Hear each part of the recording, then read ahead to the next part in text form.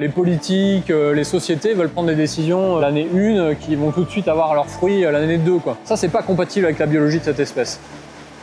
Le lamantin des Caraïbes, c'est quand même une espèce généralement qui est extrêmement menacée, qui est vulnérable. Et localement, il y a des situations qui sont catastrophiques, voire elle a disparu, comme c'est le cas sur les Antilles françaises, Martinique et Guadeloupe. Ça fait plus d'un siècle qu'on n'en a pas vu. Le lamantin, il a ce problème d'être inféodé à une eau qui doit être à peu près stable en température et riche en nutriments. Donc tout ce qui va porter atteinte à ces deux paramètres va impacter le lamantin. Il y a les facteurs effectivement climatiques qui ne sont pas humains qui vont appuyer là-dessus.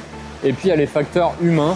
Le nautisme, évidemment, c'est un des fléaux qu'on a vu notamment en Floride, parce que la Floride est hyper touristique. Et une des premières causes de mortalité, c'est les traumatismes liés aux impacts d'hélices de bateaux. Après, on a des phénomènes cycliques qui sont les explosions de certaines algues qui vont libérer des toxines et qui vont directement tuer des lamantins et en masse, malheureusement. Et après, on a d'autres, on va dire, trucs un peu plus subtils, c'est la pollution de l'eau. La qualité de l'eau est importante pour les lamantins. Et ils ont besoin de boire de l'eau douce. Si la seule eau douce qu'ils ont à disposition, elle est polluée chimiquement ou bactériologiquement, c'est aussi un gros problème pour eux, quoi. Cette espèce est vraiment l'exemple pour essayer de démontrer que la réintroduction, c'est compliqué, complexe. Cette espèce, elle a l'endroit, elle a le couvert végétal, elle a la ressource pour pouvoir vraiment s'en sortir localement en Guadeloupe, parce qu'il y a un travail de préservation du littoral qui a été effectif et bien mené localement. Maintenant, il y a tout un tas de freins, on va dire, liés à l'homme qu'il faut lever les uns après les autres, et c'est un travail d'éducation, c'est-à-dire rappeler que non, le lamantin, c'est pas une menace pour la pêche.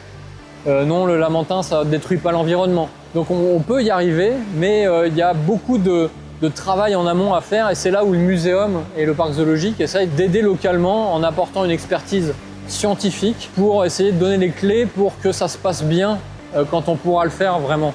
Mais en même temps, c'est un process tellement long, parce que c'est une espèce qui se reproduit lentement, qui grandit lentement, qui fait tout lentement.